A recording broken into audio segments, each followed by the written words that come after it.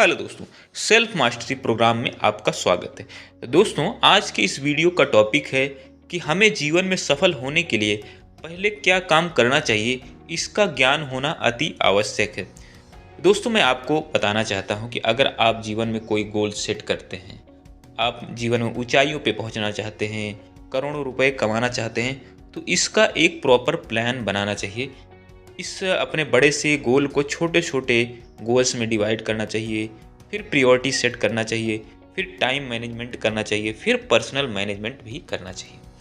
तो दोस्तों, इन सब चीज़ों को कैसे करना है, इसके बारे में मैं आपको इस वीडियो में बताऊं। तो दोस्तों, पर्सनल मैनेजमेंट करने से पहले या टाइम मैनेजमेंट करने से पहले हमारे माइंड में दो क्वेश्चन का आंसर क्लियर होना जरूरी है। क्वेश्चन नंबर 1, कौन सी एक ऐसी चीज़ है जिसे हम प्रतिदिन करते हैं तो हमारे जीवन में बहुत बड़ा पॉजिटिव बदलाव आ जाएगा। वो हमारी जॉब से रिलेटेड हो सकता है, बिजनेस से रिलेटेड हो सकता है, हमारी पढ़ाई से रिलेटेड हो सकता है, हमारे फैमिली से रिलेटेड हो सकता है। इसका आंसर हमें लिख लेना चाहिए। क्वेश्चन नंबर 2 है दोस्तों कि जो हम अभी बिजनेस कर रहे हैं या हमारी जो पर्सनल लाइफ, उसमें एक ऐसी कौन सी ऐसी चीज़ है जिसको अगर हम आज बदल देते हैं तो हमारे रिजल्ट में भी बहुत बड़ा परिवर्तन आ जाएगा। इसका भी आंसर हमें लिखना चाहिए। दोस्तों, जीवन में आगे बढ़ने के लिए या जिंदगी के निर्णय लेने के लिए आपके अंदर इंडिपेंडेंट विल या स्व इच्छा का होना आवश्यक है। अगर आप जीवन भर किसी दूसरे के गुलाम रहते हैं, किसी दूसरे के बताए हुए रास्तों पर काम करते हैं, किसी दूसरे को आंख बंद करके फॉलो करते हैं, तो आप अपनी ज़िंदगी के निर्णय सही से नहीं ले पाएंगे। आपको कोई दूसरा ही कंट्रोल करेगा।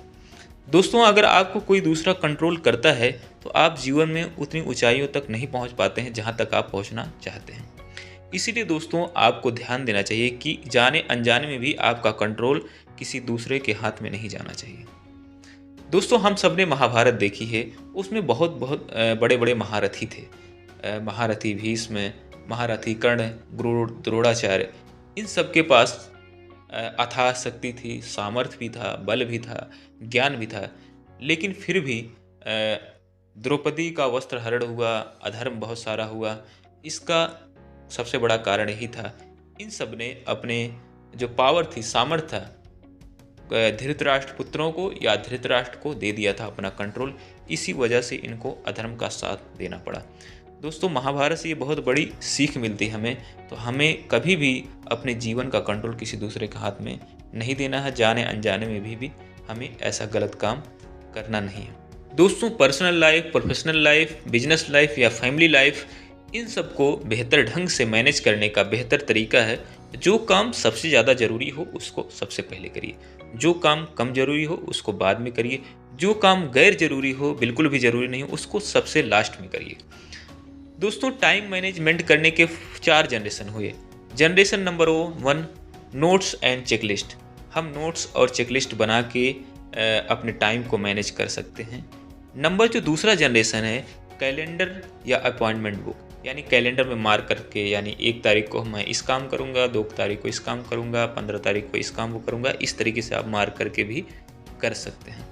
जो तीसरी जनरेशन है, करंट टाइम मैनेजमेंट, यानी अभी मैं इस काम को कर रहा हूँ, 1 घंटे बाद मैं इस काम को करूँगा, 2 घंटे बाद मैं खेलने जाऊँगा, 3 घंटे बाद मैं डिनर करूँगा। इस तरीके से आप करंट टाइम मैनेजमेंट कर सकते हैं। लेकिन जो दोस्तों चौथी जनरेशन है वो बहुत बेहतरीन है, उसी को हमें फॉलो करना चाहिए। इसमें हम टाइम मैनेजमेंट और खुद का मैनेजमेंट भी करते हैं, इसीलिए ये ज़्यादा इफेक्टिव है। इसमें दोस्तों 4 चरण होते हैं। चरण नंबर 1, इम्पॉर्टेंट काम और अर्जेंट काम। ऐसे काम जो इम्पॉर्टेंट भी हों और बहुत ही ज़्यादा अर्जेंट हो। एग्जाम्पल के लिए, जैसे प्रोजेक्ट की कोई डेडलाइन है, या हमारी लाइफ में कुछ क्राइसिस आ गए, या किसी का एक्सीडेंट हो गया, उसको हॉस्पिटल पहुंचाना है, तो ये दोस्तों इम्पॉर्टेंट भी है और अर्जेंट भी है। दूसरा चरण होता है इम्पॉर्टेंट काम, इम्पॉर्टेंट भी है और अर्जेंट नहीं है। दोस्तों, इम्पॉर्टेंट यानी रिश्तों को, एग्जाम्पल के लिए रिश्तों को मैनेज करना इम्पॉर्टेंट है लेकिन अर्जेंट नहीं होता है। बिजनेस की प्लानिंग करना इम्पॉर्टेंट है लेकिन अर्जेंट नहीं होता है। ऐसे कई काम हैं जो इम्पॉर्टेंट होते हैं लेकिन अर्जेंट नहीं होते हैं। जो तीसरा चरण है वो इम्पॉर्टेंट नहीं है, यानी नॉट इम्पॉर्टेंट एंड लेकिन अर्जेंट। इम्पॉर्टेंट तो नहीं है लेकिन अर्जेंट है। जैसे आपकी कॉल बज रही है तो इम्पॉर्टेंट नहीं, कभी कभार इम्पॉर्टेंट नहीं होता है लेकिन उसको उठाना अर्जेंट होता है, तो हम उसको रिसीव कर लेते हैं। ऐसी कुछ पॉपुलर एक्टिविटीज़ होती हैं जिस तो इम्पॉर्टेंट नहीं है लेकिन अर्जेंट है, हम भी उसमें भाग ले लेते हैं, पार्टिसिपेट कर लेते हैं। चौथा चरण है not important and not urgent, यानी इम्पॉर्टेंट भी नहीं है और अर्जेंट भी नहीं है।